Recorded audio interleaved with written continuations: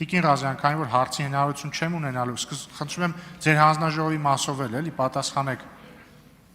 Վերջին նիստի մասնակցել են ընդդիմության ներկայացուցիչները, թե ոչ։ Հարգելի պարոն Ռուբինյան, հարգելի գործընկերներ, սիրելի աշակերտներ, սկսեմ ձեր հարցից, թերևս պարոն Ռուբինյան, մենք քիչ առաջ մեր վերջին նիստը ավարտեցինք, բնականաբար առանց ընդդիմության եւ դրական եզրակացություն տվեցինք նախագծին, բայց քանի որ դուք այդ հարցերը սկսել եք տալ, ես էլ գիտեի, որ ինձ սպառնում է ու ես հարակից զեկուցող եմ, բացեցի մեր հանձնաժողովի կազմը նայեմ եւ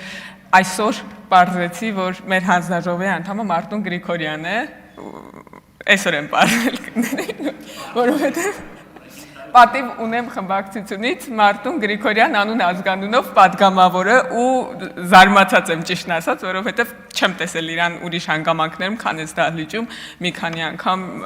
երբ որ եկել այն առաջին նիստերին այստեղ, Մարտուն Գրիգորյանը դահլիճներ գնում է միայն Վարդանիկին ընտրելու համար, անակնկալներ դեռ կարողա լինեն այս գումարմանը,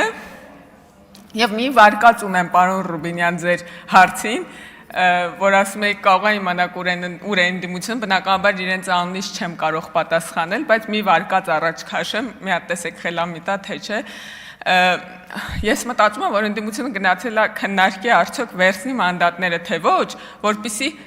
ավելի պարզ լինի, հաջորդ գումարմանը իրանք մանդատներով են գալու նիստերի, թե առանց մանդատներով չեն գալու նիստերի, թե առանց մանդատների չեն գալու, այն անեկդոտի պես, որ ասում անցած տարի Իտալիա չգնացինք, այս տարի էլ Իսպանիա չեն գնալու, ըստ էության բովանդակային առումով մեզ համար այս դահլիճում դժվար թե որևէ բան փոխվի, իսկ ինչ վերաբերում է նախագծին, արդեն սկզբում ասացի, որ քննարկել եւ դրական եզրակացություն ենք տվել,